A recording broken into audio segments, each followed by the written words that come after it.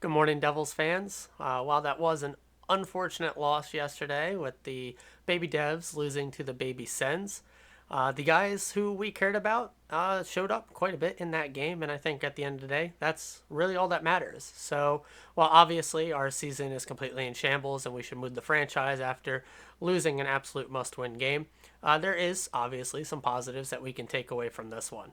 Before I jump right into that, I do want to say this might end up being a somewhat beefier episode, as I am going to cover my notes and thoughts from that game, a couple tidbits from the post game interviews, and then we also had a Jack Hughes interview from the 32 Thoughts podcast that came out yesterday, and I took quite a bit of notes from that as well because turns out when Jack isn't in the post or pregame media scrums with the most boring, repetitive questions that he always seems to get and hates, when you actually sit him down for one of these more personal segments, he is quite willing to give you great answers, and he is very good at them. So that will be at the tail end of this episode, as obviously the scrimmage is what we have been dying for and waiting for. So I'm going to go ahead and cover that first.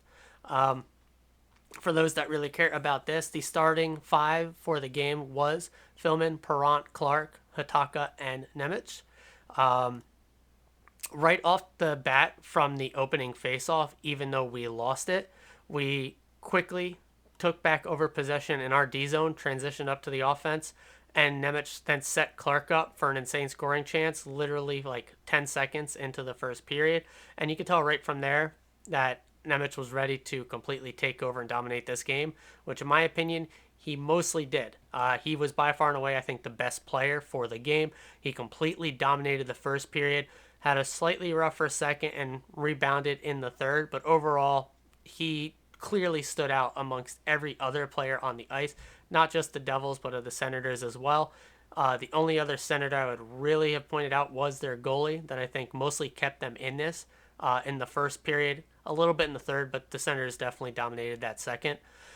So I just had a few notes about the main guys. I'm not going to talk about everyone that was on the ice, as most of these guys are just never going to even sniff the NHL lineup, so it does not seem worth the time to cover every little nuanced shift that they had. Instead, I'm going to focus really on the big name. That's going to be Nemec, Clark. I got a little bit of notes on Stillman, if they're even though they're not the best, and then a few other guys with a little bit of notes here and there.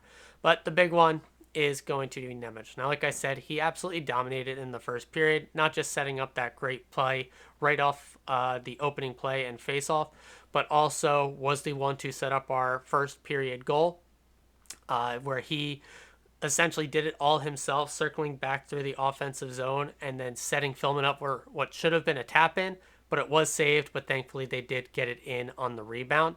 A few other big notes, not just wanting to talk about his offensive game because we know what he brings there, but I also saw that Sens really did seem to be targeting him quite a bit. I saw one guy really try and level him out, one play against the boards in the offensive zone, and Nemec actually bounced the guy right off of him where the other dude ended up almost falling over, and Nemec completely stayed right on his feet. So that was really good to see because from the post-game presser, he said that working on his physicality, especially defensive side and penalty killing, was a big part of his game. And speaking of the penalty kill, he had a really strong play on the 5-on-3 where he essentially completely cut off a pass reading the play, was able to get a nice clear. Now, unfortunately, right back after that, the Sens did get another nice clean entry, a bang bang pass into a goal. It's a 5-on-3. It's also prospect challenge special teams. Now, I know they really were the difference maker in this game with the Senators getting two of their goals on them and us basically generating no offense at all on our power plays. But I really got to credit the Sens for their very aggressive penalty kill, which is how I think you need to run it in these type of games, because power plays, there's no system practice here. These are essentially, at least for our team, a lot of guys, save a handful that have really never played too much together. They don't have the synergy. They didn't practice this in the one practice they did get. So you're really just going out there and saying, have at it. And so that's why the power play really is not going to look good, very likely in any of these games. Maybe it somewhat comes together by the third one, but yeah, really not going to be anything too crazy. A few other points on Nemec, as he did seem to have some strong shifts and setup on the power play, but really the moment it left his stick and was put in the hands of somebody else to start generating, it wasn't the best of showings. So again, don't put too much stock into those power play games. Biggest other note I had on Nemec was when he did have the puck on his stick in the D zone and we were looking to transition up, he basically would always refuse to just dump the puck in or pass to a bad area. One particular play, he instead decided to just circle around twice and then to maintain possession before eventually shooting the pass up the ice and generating an ozone entry. And that's really what you want to see from these guys. I liken it maybe a little bit to Jack Hughes, although not quite on that level, where Jack refuses to ever give up possession and will instead just circle around, wait for that right opportunity to transition into the ozone.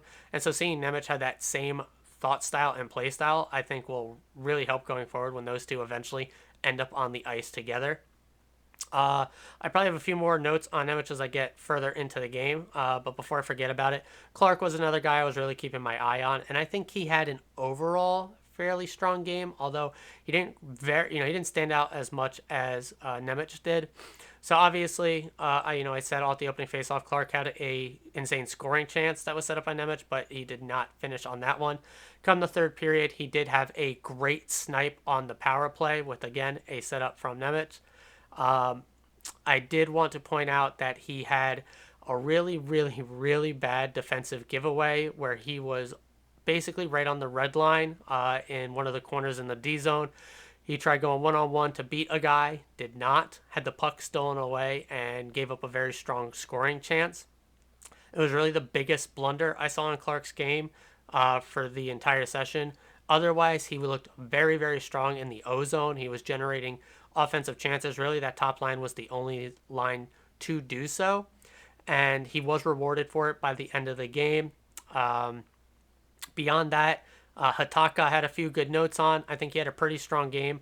He paired nicely with Nemec, activating in the O zone, had some good defensive stick plays, really knew when to pinch when Nemec wasn't, and then to stay back when Nemec was. So I think they actually worked quite well together. Don't know too much about him outside, we just got him with the Timo trade. So I think he actually had a pretty good showing for his first time coming in and should be a pretty good asset down in Utica for us. In the second period, obviously, it did not go very well. Brennan did not have a super strong game. He had a couple goals go in off of him where he got a piece of the puck, but really when you get a piece of it, you want the whole thing. They ended up trickling in anyway. Obviously, a couple of these goals are on the power play against us. Don't want to fret too much on that, especially in this type of game.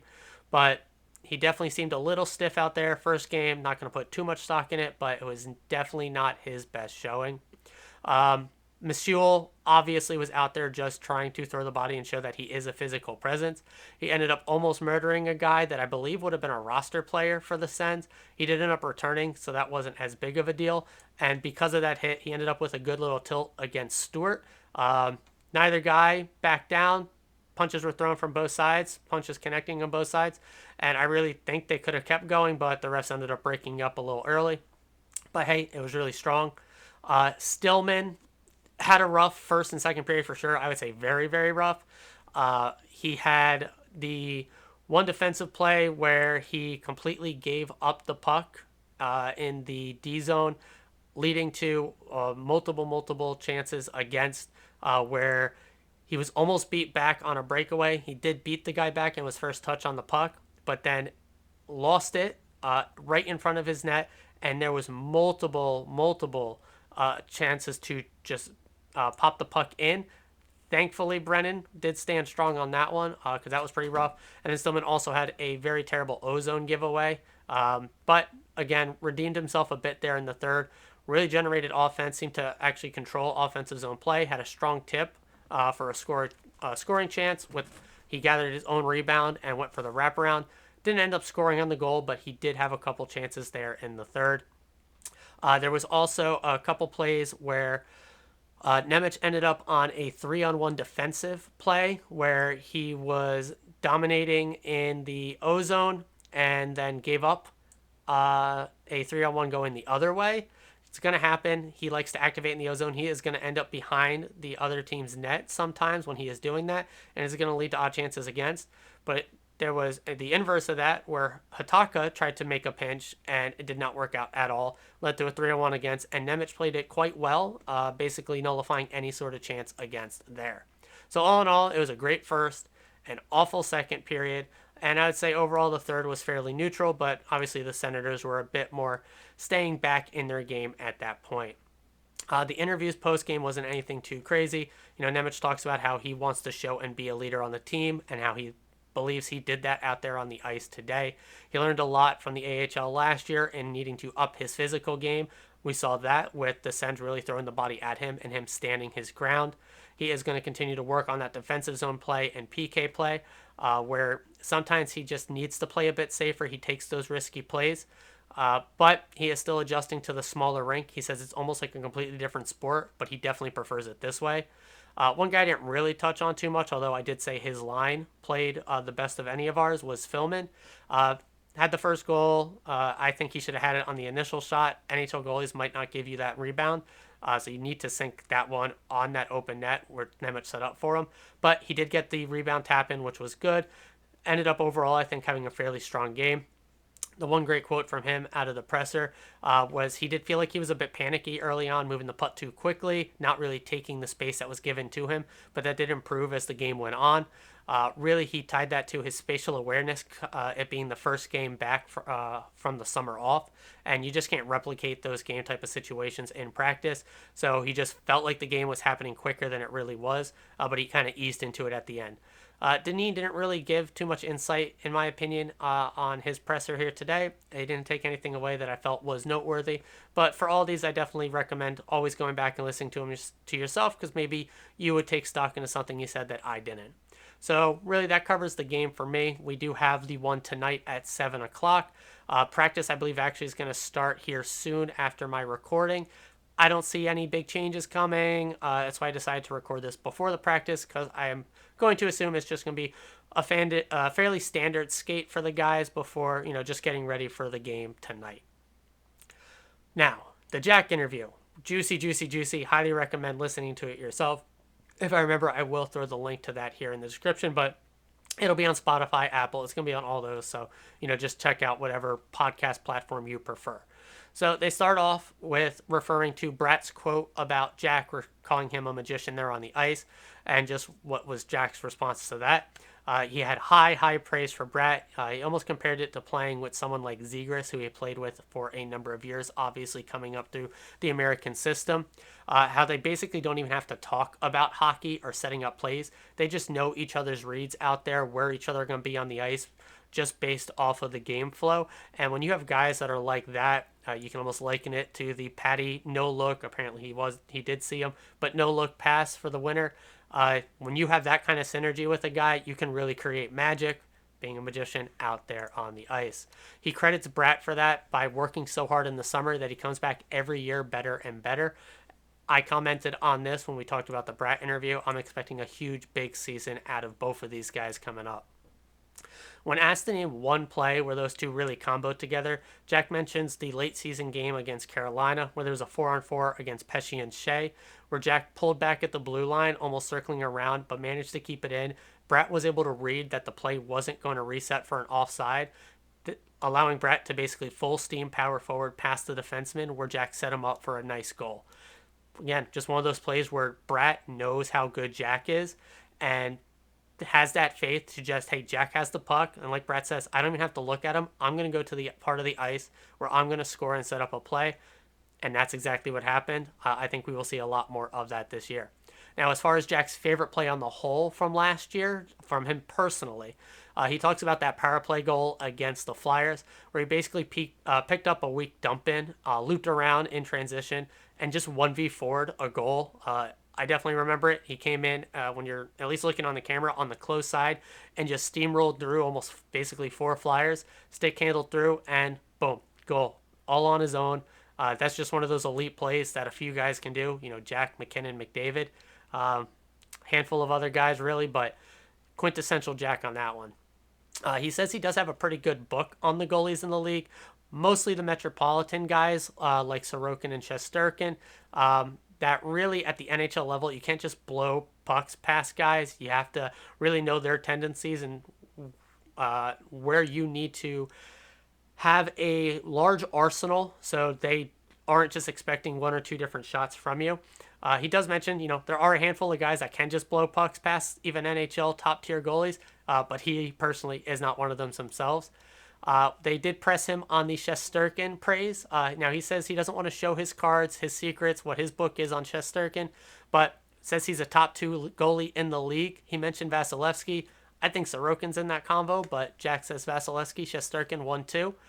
But he hates gassing Shesterkin up because he is a Ranger when he cracks a smile and laughs at that one. I'm glad the rivalry is embedded in Jack already, and you can tell how much he loves playing against and beating the Rangers. Speaking of the Rangers into the Kane series, he does say part of the problem with the Kane series he thinks is that emotion that was in the Rangers. One, knowing that they had the Rangers essentially locked in the playoff matchup for like 3 months. He called Dougie's overtime goal probably the biggest goal of the year in Game 3 there, where it completely flipped the series. Going in Game 4, 2-1 versus 3-0 is a completely different setup. So, again, it's very hard to disagree with Jack there on that one. Thinks we absolutely dominated games 3 through 5. They came back and dominated us in Game 6, and then we dominated again in Game 7 to win it all. 2 days later, just after such an emotional win there in Game 7, heading into Carolina, he thinks they were flat a bit. Just the emotional investment from the Rangers series just wasn't quite there with Carolina. I think it's fairly understandable. It's your biggest rival. The building at the Rock was insane. And then you leave that Game 7 win already on a plane. Now you're going to a fully packed house in Carolina for a team that really plays a very different style. So they got that experience to make those adjustments now as a young team coming in and learning from that. And so I would expect big things and for that to not repeat again this year's playoffs. They did ask about the injury. Now, he does say he was pretty hurt in the Kane series. He got shot up with pain meds. He looked at the guys in the room, and there was just no way he was not going to play. So he went out there and gave it his all. He does say that if there was a Game 6, he is not sure he would have even been able to play in it. Now, going back to the Rangers series, he was never convinced that we were absolutely locked to win that one, even after Game 5. Thought they were going to do it in Game 6. As we know, end up taking 7. Last comment there on the Rangers series is he feels like 1 and 2, really the Rangers only won through their power play. That 5-on-5, we were just the better team start to finish in that entire series. Now, with the expectations raised on the team, going from basically the bottom to now being talked about as, if not Cup potential winners, being Cup favorites. He said previous years you would walk into camp thinking, what pick were we going to get? Who we were going to pick? Who are we dishing at the deadline? They're no longer a young team. He calls himself out, Nico, Bratt. If they weren't able to do it last year, if they aren't able to do it going forward, he says, do we even have it? Or, we're the big guys on this team. We have to be the one to carry it. And if we don't, are we not as good as people gas us up to be sometimes? So they are really setting those expectations high on themselves.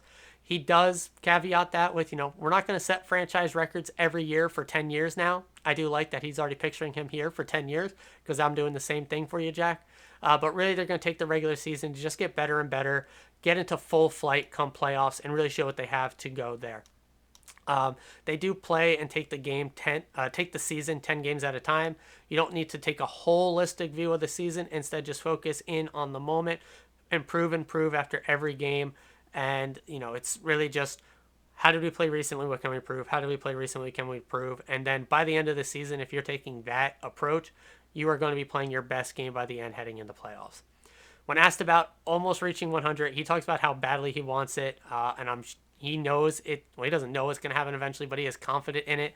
I know it'll happen eventually for you, Jack, so don't worry. He's asked about the summer of Hughes, the Hughes brothers. They talks about the lake house and all they did there. I'm not going to go too in-depth there, as I did do an entire video on this previously, so you can check that one out. He does say that really they never sit on the couch and just hang around. They are always out or always active doing something. He says how he personally dominated in golf and sounds like he did in tennis as well, but he really sucks at pool. One of the comments from the other video that Luke was dominating, spent hundreds of dollars on a new stick, and then started losing like crazy. But Luke definitely seems to be obsessed with playing pool. He did give one quick comment on how proud and happy he is for Quinn to be named captain. As far as the Devils is concerned, he says, he knows how hard it is to wear that C, to have to talk to the media when it's not going very well. He's watched Nico have to do it, and he does not envy him, Nico, or Quinn for having to do so. After what some of those tough games when he knows how bad, it may have been for him personally in a game, last thing you want to do is talk to the media. We see that in him when he is asked those questions. So, he has high praise for not just his captain, but, his brother, the now captain, as well. So that really covers everything that came out from yesterday. Obviously, going to be watching this game here tonight. Practice is going to be starting today here soon. So we will be going over that again tomorrow morning as always. I will see everyone to go over that. I hope you all enjoy the weekend. Nice Saturday, gorgeous, beautiful weather. I'm so happy Devils hockey is back going to be covering this. So yeah, as always and forever, baby, let's go Devils.